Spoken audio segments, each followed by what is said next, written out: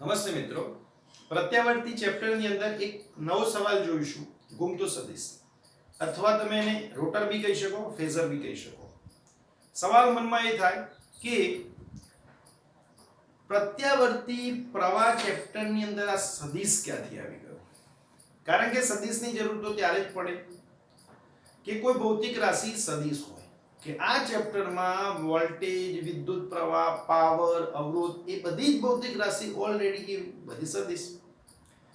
પરંતુ એ તો ખ્યાલ હોવો જોઈએ કે સદિશની જરૂર એટલા માટે પડે ડાયરેક્શન, એટલે કે કોઈ કિંમત પ્લસ બને અથવા તો માઇનસ બને તો તમારે શેની જરૂર પડે?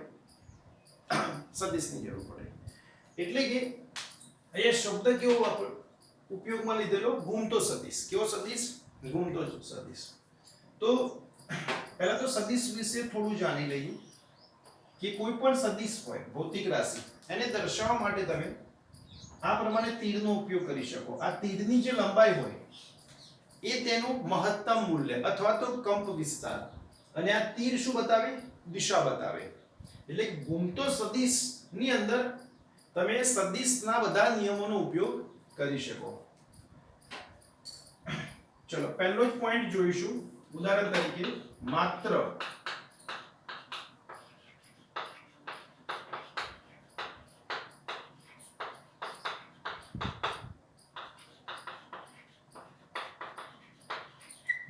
અવરોધક ધરાવતો એસી પરિપથની અંદર ઘૂમતો સદિશ કેવી રીતે બતાવીશું?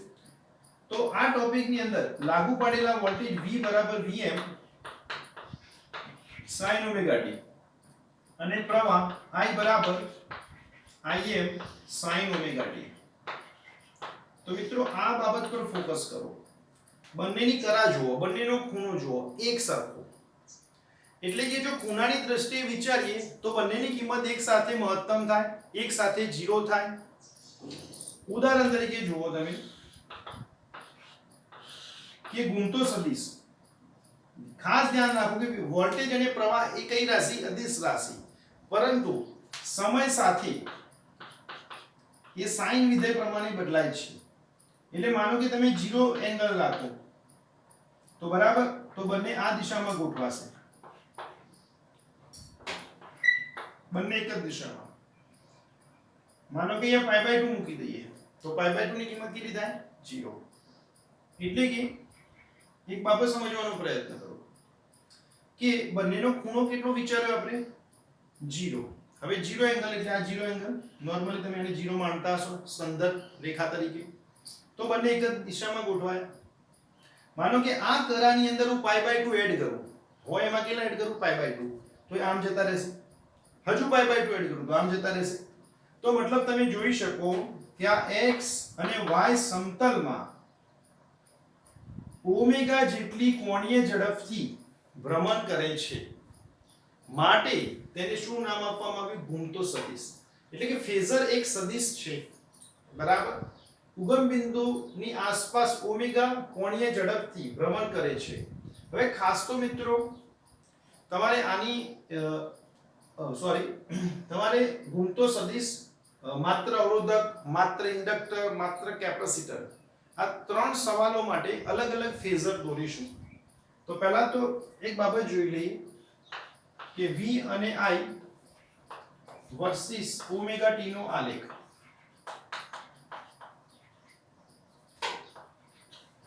બરાબર. આલેખ થોડુંક હું સ્પીડમાં દોરીશ કારણ કે ઓલરેડી તમે આ આલેખ આગળના સવાલમાં જોઈ ગયા હશો. તેમ છતાં આને Vm ગણીશું અને -Vm, આ 0. ચલો π/2, π, 3π/2 અને 2π અને ઓમેગા t. ઓકે. તો વોલ્ટેજ તમે જો આ સમીકરણ પ્રમાણે બદલાશે. તો વોલ્ટેજનું મહત્તમ મૂલ્ય કેટલું? Omega t. કેટલું? Vm. કેટલું? Vm. અને આ થયો સમય સાથે બદલાતો ખૂણો. તો આ જગ્યાએ તમે એકવાર 0 મૂકો, sin 0 0, π/2 મૂકો 1, π 0, 3π/2 -1. તો એ પ્રમાણે બધા પોઈન્ટ અહીંયા દર્શાવીશું તો કંઈક આ પ્રમાણે બને. અને મેં પહેલા પણ કીધું કે આને થોડું સ્પીડમાં લઈશ કારણ કે આ ગ્રાફ તમે જોઈ ગયા પહેલા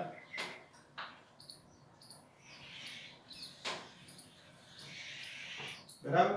આ ગ્રાફ તમારે જોવો હોય તો લેક્ચર નંબર 1 જોઈ શકો, કારણ કે લેક્ચર નંબર 1 એટલે માત્ર અવરોધક ધરાવતો એસી પરિપથ. હવે આ જ ગ્રાફની અંદર જોડે જોડે પ્રવાહ પણ બતાવીશું મિત્રો આપણે. તો પ્રવાહમાં પણ તમે જોઈ શકો સાઈન વિધેય કરા પણ સરખી, પણ સંખ્યાની દ્રષ્ટિએ પ્રવાહ થોડોક ઓછો હોય, એટલે કે નીચે બતાવીશું થોડોક ઓછો સંખ્યાની દ્રષ્ટિએ. માનો કે આ 230 બતાવીએ તો માનો કે આ સમજવા માટે 30 એમ્પિયર. તો ચલો 0 એ 0, π/2 એ 1, પાઈ એ 0, પછી માઈનસ ને પાછું.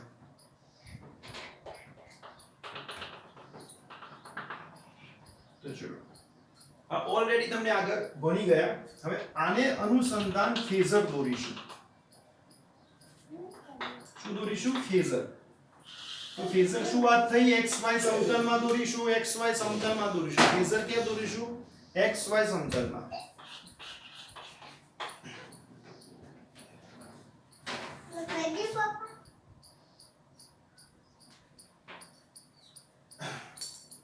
ચલો મિત્રો ફેઝર xy સમતલમાં જ બતાવીશું.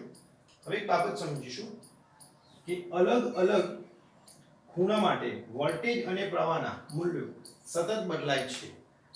એટલે કે એક બાબત સમજો તમે કે જેમ જેમ આ ટર્મ બદલાશે તેમ તેમ આ બધી કિંમતો બદલાતી જશે. બધી 0 પછી વધે, પછી મહત્તમ, પછી ઘટે, પછી 0. ધારો કે એક ખૂણો ધારી લઈએ. ધારો કે કોઈ પણ એક ખૂણો ધારી લઈએ. માનો કે આ ખૂણાને આપણે માની લઈએ ઓમેગા t1. એટલે કે t1 સમયે કરા કેટલી? Omega t1. એને અનુસંધાન. હવે આ પોઈન્ટ તમે ધ્યાનથી જુઓ. આ શું બતાવ્યા પોઈન્ટ? એક્ઝેક્ટ કે ઓમેગા t1 સમયે વિદ્યુત પ્રવાહનું મૂલ્ય. તે જ વસ્તુ આ જુઓ એક્ઝેક્ટ. આ સળંગ લાઈન કોના માટે? વોલ્ટેજ માટે. ડોટેડ લાઈન કોના માટે? પ્રવાહ માટે. તો ચલો આ બાજુ લંબાવીશું. ઓકે, તો આ એક્ઝેક્ટ ખૂણો કેટલો? Omega t1. કોના માટે? વિદ્યુત પ્રવાહ માટે. તો મિત્રો આ બની ગયો વિદ્યુત પ્રવાહનો ફેઝર. કોનો બની ગયો? વિદ્યુત પ્રવાહનો ફેઝર. તમે કેપિટલ પણ આને બતાવી શકો. ઓકે, તો આ કરા કેટલી થઈ? Omega t1. કે આ જે ફેઝર દોર્યો, આ જે ફેઝરની લંબાઈ હોય મિત્રો, તેને કહીશું તેનું મહત્તમ મૂલ્ય અથવા તો કંપ વિસ્તાર. તે જ બાબત જુઓ, તે જ એંગલ માટે, એંગલ તેના તે જ, પણ આ પોઈન્ટ એટલે કે આટલો મોટો સદિશ બતાવીશું. આ થયો વોલ્ટેજ માટે, સોરી તીર બતાવી શકો અથવા તો ડાર્ક કરી દઈશું. તો ધ્યાનથી તમે જુઓ કે વિદ્યુત પ્રવાહ અને વોલ્ટેજનો ફેઝર એક જ દિશામાં બતાવ્યો. કેમ? કે બંનેની કરા હંમેશા કેવી રહે? સમાન રહે. બીજી એક બાબત, આને અનુરૂપ બે ઘટકો વિચારી શકાય. આ v અને i એ કયા ખૂણા માટે? ઓમેગા t1 માટે અથવા તો t1 સમય. હવે એનો y અક્ષ પરનો ઘટક, આ હાઈટ કોના માટે? વોલ્ટેજ માટે. તો આના માટે લખી શકાય vm sin ઓમેગા t1. તે જ રીતે આ કોના માટે થશે? im sin omega t1. બસ આટલું દોરવાનું થશે. બરાબર. એટલે આ દોરતા આપણને આવડવું જોઈએ કે આને કમ્પ્લીટ સમકક્ષ, કે એક્ઝેક્ટ આ ફિગરમાં ખૂણો કેટલો વિચારે? Omega t1. તો એને અનુરૂપ આમાં સેમ ટુ સેમ ખૂણો કેટલો? Omega t1. ઓમેગા t1 ખૂણો હોય, કરા હોય, ત્યારે બંનેના ફેઝર એક જ દિશામાં ગોઠવાશે. કારણ કે માત્ર અવરોધક ધરાવતા એસી પરિપથની અંદર કરા કેવી હોય? સમાન હોય. કરા તફાવત કેવો હોય? શૂન્ય હોય. હવે આપણે આગળનો પોઈન્ટ જોઈશું કે માત્ર ઇન્ડક્ટર ધરાવતા એસી પરિપથમાં વિદ્યુત પ્રવાહ અને વોલ્ટેજનો ફેઝર દોરીશું.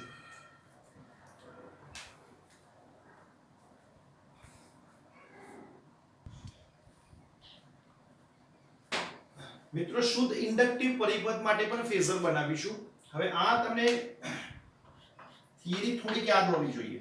જેમ કે v બરાબર vm sin ઓમેગા t. કે વોલ્ટેજ કયા વિધેય પ્રમાણે બદલાશે? sin. અને કરા કેટલી? Omega t. અને પ્રવાહ I બરાબર Im sin omega t minus pi by 2. તો યાદ હોવું જોઈએ કે I એ v કરતા કરામાં પાઈ બાય 2 પાછળ, પાઈ બાય 2 પાછળ. I એ v કરતા કરામાં પાઈ બાય 2 પાછળ. આ બંને ઇક્વેશન પરથી જોઈ શકાય. તો ચલો ફરીથી એકવાર v અને I વર્સિસ ઓમેગા t જોઈશું અને તેના પરથી ફેઝર બનાવીશું. ચલો આગળ એક પોઈન્ટ જોઈ લીધો વોલ્ટેજનો, એટલે એ કામ થોડુંક સ્પીડમાં કરીશું. કે ચલો pi by 2 pi t pi by 2 અને 2 પાઈ અને ઓમેગા t.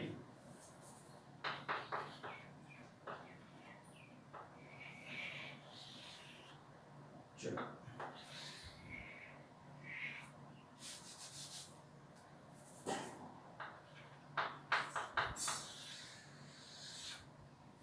આ પ્રમાણે તમે v વર્સિસ ઓમેગા t દોરી શકો. આગળના સવાલમાં જોયું એટલે થોડું સ્પીડમાં લીધું, પણ આની અંદર પ્રવાહ જોઈએ જરાક Im અને થોડી કિંમત ઓછી હોય -Im. ઓકે, હવે ધ્યાનથી જુઓ કે આ જગ્યાએ ખૂણો મૂકો 0 મૂકો. કેટલા મૂકો? 0. તો sin પાઈ બાય 2 કેટલા થાય? 1 થાય. પણ અયુગ્મ વિધેય હોવાથી માઈનસ નિશાની બહાર આવી જાય. તો પહેલી કિંમત આવશે આ. પછી તો આરામથી ખબર પડે. આ જગ્યાએ તમે મૂકી દો pi by 2. Pi by 2 pi by 2 cancel, એટલે કે 0. અને પછી 1, પછી -1, હા સોરી 0, અને લાસ્ટમાં આવશે -1. તો આ પ્રમાણે વેવ વિચારી શકો. બરાબર. પરીક્ષામાં ઘણી બધી વાર આ સવાલ અલગથી બી પૂછાય MCQ માં કે v અને I વર્સિસ ઓમેગા t નો આલેખ નીચેનામાંથી કયો સાચો. તો આ પ્રમાણે હવે આને અનુસંધાન આપણે ફેઝર વિચારીશું. ફેઝર ક્યાં દોરીશું મિત્રો? XY સમતલમાં. ક્યાં દોરીશું? XY સમતલમાં. પહેલા તો એક બાબત ફિક્સ કરી દો કે આ ઉગમ બિંદુ x અને y ફેઝર ક્યાં દોરાય? XY સમતલમાં. કોણીય ઝડપ કેટલી? ઓમેગા. ચલો એક ખૂણો પસંદ કરી લઈએ. આ ખૂણો ઓમેગા t1. આ પોઈન્ટ કોના માટે? વોલ્ટેજ માટે. બરાબર. તો પહેલા વોલ્ટેજ નું ફેઝર દોરી દઈએ. વોલ્ટેજ નું ફેઝર કે જેની કરા કેટલી? Omega t1. આ સૂત્રથી જ વિચારવાનું તમારે. t ની જગ્યાએ કેટલા લઈ લેવાના? t1. હવે આ બાબતને જુઓ. બંને વચ્ચે ખૂણાનો તફાવત કેટલો આવવો જોઈએ? Pi by 2. પરંતુ આ સમતલની અંદર ફેઝર તે પ્રમાણે દોરવો વિદ્યુત પ્રવાહનો કે જેથી બંને વચ્ચે કરા તફાવત કેટલો આવે? પાઈ બાય 2. ઓકે, તો આ વોલ્ટેજ નો ફેઝર થઈ ગયો.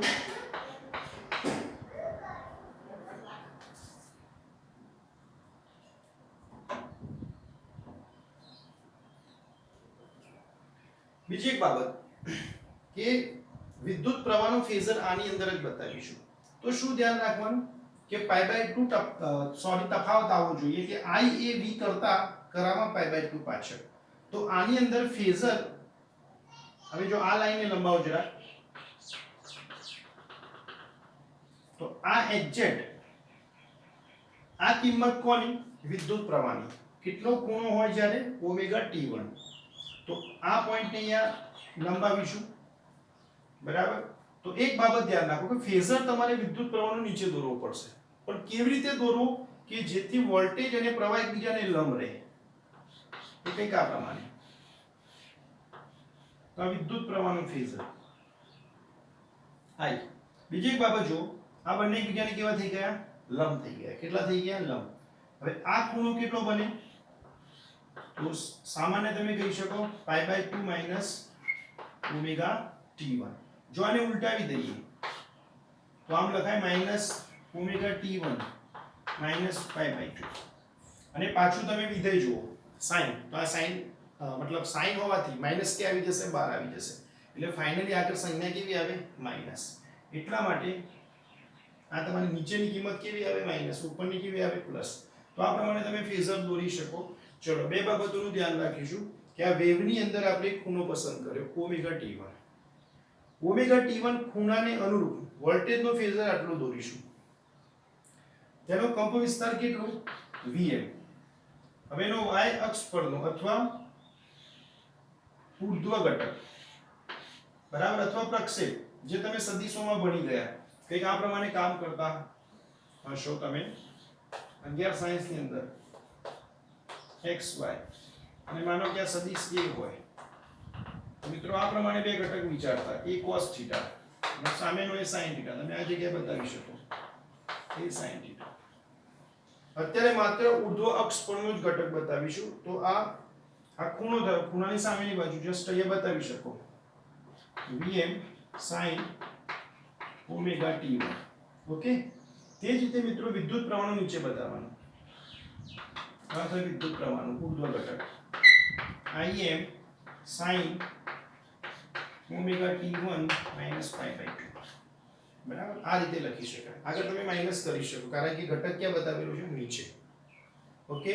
શું ધ્યાન રાખવાનું કે વોલ્ટેજ અને પ્રવાહનો ફેઝર એકબીજાને કેવા થયા લંબ થયા. કેમ કે જોઈ શકો કરા તફાવત કેટલો આવે બંને વચ્ચે pi by 2 અને i એ v કરતા કરામાં pi by 2 પાછળ.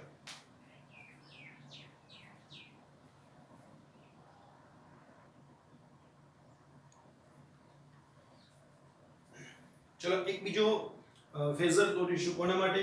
માત્ર કેપેસિટી ધરાવતા એટલે કેપેસિટર ધરાવતા એસી પરિપથ માટે, માત્ર કેપેસિટી ધરાવતા એસી પરિપથ માટે ફેઝર દોરીશું. તો એની તમે થિયરી યાદ હોવી જોઈએ. પ્રાપ્તિ સ્થાનના વોલ્ટેજ v બરાબર vm sin ઓમેગા t. જ્યારે વિદ્યુત પ્રવાહ i બરાબર im sin omega t plus pi by 2. તો જોઈ શકો કે વોલ્ટેજ ની જે કરા એના કરતા પ્રવાહની કરા કેટલી આગળ pi by 2 આગળ, pi by 2 વધારે. એટલે કહી શકાય i એ v કરતા કરામાં pi by 2 આગળ. ચલો v અને i versus omega t.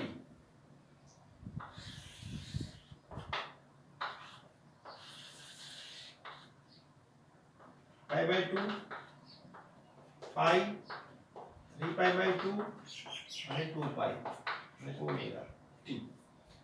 Okay. આને માની લઈશું vm, ઓપોઝિટમાં માઈનસ vm, im અને માઈનસ im. ચલો આ પોઈન્ટ તમને યાદ હશે વોલ્ટેજ વર્સિસ ઓમેગા t.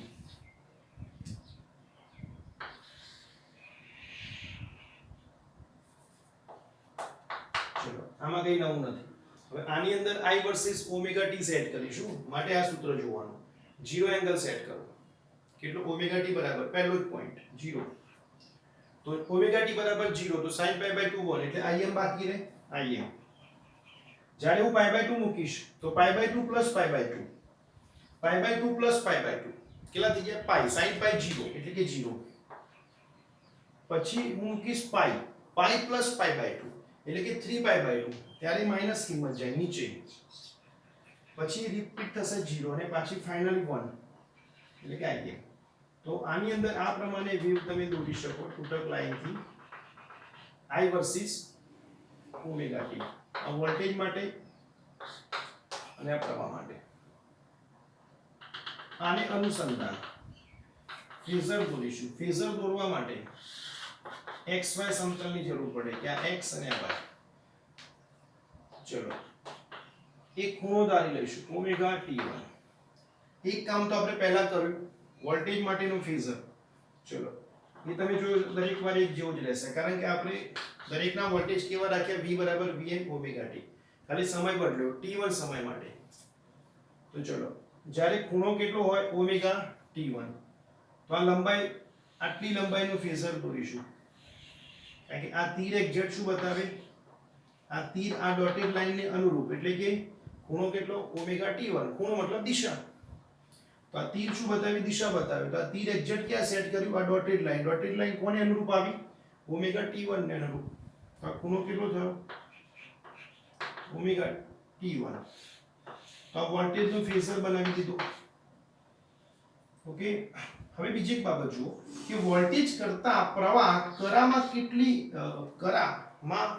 કેટલો આગળ પ્રવાહ. ઓકે. ફરીથી એકવાર I એ V કરતા કરામાં π/2 આગળ. એટલે કે જે વોલ્ટેજ નો જે ખૂણો હોય એની અંદર +π/2 કરી દઉં તો પ્રવાહમાં કન્વર્ટ થઈ જશે. એટલે એક તો બાબત જુઓ, એને લંબ દોરવો પડશે. હવે જુઓ આ પોઈન્ટ કોનો? વિદ્યુત પ્રવાહ માટે. તો એને લંબાવી દો. ઓકે. અને વોલ્ટેજના ફેઝર કરતા વિદ્યુત પ્રવાહનો ફેઝર નાનો જ દોરવો પડશે, કારણ કે તેનો કંપવિસ્તાર કેવો? ઓછો. આના પરથી જોઈ શકાય કે એક્ઝેક્ટ તેને લંબ દોરી દો. બરાબર. આ પોઈન્ટને અનુરૂપ, કારણ કે આ પોઈન્ટ કોનો? વિદ્યુત પ્રવાહ માટેનો. તો જુઓ તમે આ π/2 એડ થઈ ગયા તો ટોટલ કરા કેટલી થઈ? Omega t1 + π/2. ચલો, માટે આ ફેઝર કોનો થયો? વિદ્યુત પ્રવાહનો. ચલો, બંનેના ઉર્ધ્વ ઘટકો. ચલો, આ કેટલો થશે? Vm sin omega t1. જ્યારે આ ઘટક ઉર્ધ્વ ઘટક વિદ્યુત પ્રવાહનો Im sin ઓમેગા t1 + π/2. બરાબર મિત્રો. આ v અને I વર્સિસ ઓમેગા t નો આલેખને અનુરૂપ તમારે ફેઝર દોરવાના થશે. એનસીઈઆરટી માં તમને આ પ્રમાણે આપેલું. ફેઝર તમે અલગ અલગ રીતે પણ દોરી શકો. બરાબર. બીજી એક બાબત, LCR શ્રેણી AC પરિપથ માટે ફેઝર તમે આ જ પ્રમાણે દોરી શકો. પહેલા વેવ દોરવાના, પછી ઓમેગા t1 ખૂણાને અનુરૂપ તમારે વોલ્ટેજ અને પ્રવાહનું શું દોરવાનું? ફેઝર. ખાસ ધ્યાન રાખો, લંબાઈ શું દર્શાવે? મહત્તમ મૂલ્ય કંપ વિસ્તાર. ઓકે. તીર શું દર્શાવે? દિશા. જો તમે આ તીર કયા ખૂણાને અનુરૂપ? ઓમેગા t1 ને અનુરૂપ.